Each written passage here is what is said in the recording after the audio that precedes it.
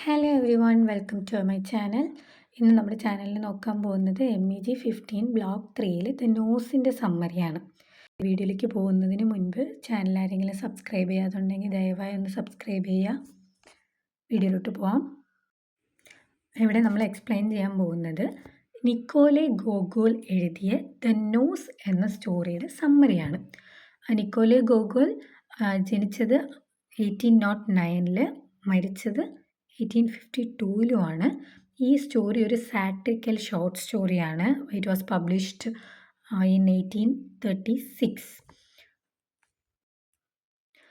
The Nose tells the strange story of major Kovalyov. Major കൊവാല്യോവിൻ്റെ ഒരു strange സ്റ്റോറിയാണ് നമ്മൾ ഈ ദ നോസിൽ നോക്കാൻ പോകുന്നത്. ഇദ്ദേഹം ഒരു ഗവൺമെൻറ് ഒഫീഷ്യലും കൂടെയാണ്. പെട്ടെന്ന് ഒരു ദിവസം രാവിലെ എണീറ്റ് നോക്കിയപ്പോൾ ഇദ്ദേഹത്തിൻ്റെ നോസ് ഡിസപ്പിയർഡാണ്. പെട്ടെന്ന് നോക്കുമ്പോൾ രാവിലെ എണീറ്റ് നോക്കുന്ന സമയത്ത് നോസ് കാണുന്നില്ല. അതേസമയം ഒരു ബാർബറിൻ്റെ പേര് ഇവാൻ യാക്കോവ്ലെവിച്ച് എന്നാണ്. ബാർബറിൻ്റെ വൈഫ് ഒത്തിരി പേടിച്ച് ടെൻഷനിൽ ഈ നോസ് എവിടെയെങ്കിലും കൊണ്ട് കളയണം, ഇല്ലെങ്കിൽ പോലീസ് വരും, പ്രശ്നമാവും എന്നൊക്കെ പറഞ്ഞ് ബാർബർ ഈ നോസ് ഒരു റിവറിൽ കൊണ്ടുപോയി ഇട്ടു. അദ്ദേഹത്തിൻ്റെ ബാഡ് ലക്ക് എന്ന് വേണമെങ്കിൽ പറയാം. ഇതൊരു പോലീസുകാരൻ കണ്ടു.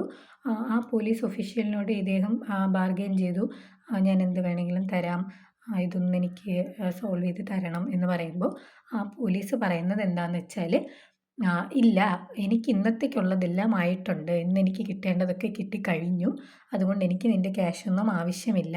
ഇവിടെ നിങ്ങൾ നോട്ട് ചെയ്യേണ്ടത്, അദ്ദേഹത്തിൻ്റെ സിൻസിയാരിറ്റി കൊണ്ടല്ല അദ്ദേഹം ക്യാഷൊന്നും വേണ്ട, ഇത് സോൾവ് ചെയ്യാൻ പറ്റില്ല എന്ന് പറഞ്ഞത്. അദ്ദേഹത്തിന് അന്ന് കിട്ടേണ്ടതൊക്കെ കിട്ടിക്കഴിഞ്ഞു, അതുകൊണ്ടാണ് ഇത് സോൾവ് ചെയ്യാൻ പറ്റില്ല എന്ന് പറയുന്നത്.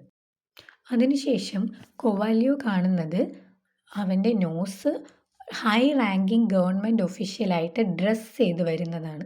അതായത് നിങ്ങൾ ഇമാജിൻ ചെയ്ത് നോക്കിയ ഒരു നോസ് ഒരു നല്ലൊരു ഹൈ റാങ്കിങ് ഒഫീഷ്യലായിട്ട് ഡ്രസ്സ് ചെയ്തൊക്കെ നടന്നു വരുന്നു. ആൻഡ് അത് കണ്ട് ഈവൻ ആ നോസിനോട് സംസാരിക്കാൻ പോകുമ്പോൾ ആ നോസ് തൻ്റേതായിട്ടുള്ള ഒരു ഇൻഡിപെൻഡൻ്റ് ഐഡൻറ്റിറ്റി ഉള്ളതായിട്ട് അവനൊന്നും മൈൻഡ് പോലും ചെയ്യുന്നില്ല. ജസ്റ്റ് ഒരു റൂഡ് ബിഹേവിയർ ആയിരുന്നു. പക്ഷേ ആ നോസിനെ തിരികെ കിട്ടാനായിട്ട് എല്ലാ വഴിയും അവൻ നോക്കിയിട്ടുണ്ടായിരുന്നു. അതായത് പോലീസിൽ കംപ്ലൈൻറ്റ് ഫയൽ ചെയ്തു, അത് കഴിഞ്ഞ് ന്യൂസ് പേപ്പറിൽ അഡ്വർടൈസ്മെൻറ്റ് കൊടുക്കാൻ പോയി. ന്യൂസ് പേപ്പറിൽ അഡ്വർടൈസ്മെൻറ്റ് കൊടുക്കാൻ പോയപ്പോൾ അവിടെ ഉള്ളവർ എന്തായിരിക്കും എഡിറ്റേഴ്സൊക്കെ പറയുന്നത്, സ്വാഭാവികമായിട്ടും ഇങ്ങനത്തെ കേസ് ഞങ്ങൾ എടുക്കില്ല, ഇങ്ങനത്തെ അഡ്വർടൈസ്മെൻറ്റ് കൊടുത്താൽ ഞങ്ങളുടെ ന്യൂസ് പേപ്പറിന് തന്നെ അതൊരു എല്ലാവരും കളിയാക്കും എന്നുള്ള പോലെ പറയുന്നുണ്ട്. അത് കഴിഞ്ഞ് ഒരു ഡോക്ടറെ അടുത്ത് പോകുമ്പോൾ ഡോക്ടർ പറയുന്നത് ആ ന്യൂസ് എന്തായാലും ഇനി തിരികെ ഫിക്സ് ചെയ്യാൻ പറ്റില്ല എന്നുള്ളതുപോലെ പറയുന്നുണ്ട്.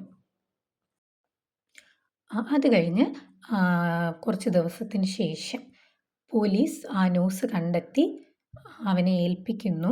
ഡോക്ടേഴ്സ് പറഞ്ഞു അതിന് റീഅറ്റാച്ച് ചെയ്യാൻ കഴിയില്ല എന്ന് പറയുന്നു. അവനെ കൊണ്ട് തന്നെ അത് റീഅറ്റാച്ച് ചെയ്യാൻ കഴിയുന്നില്ല.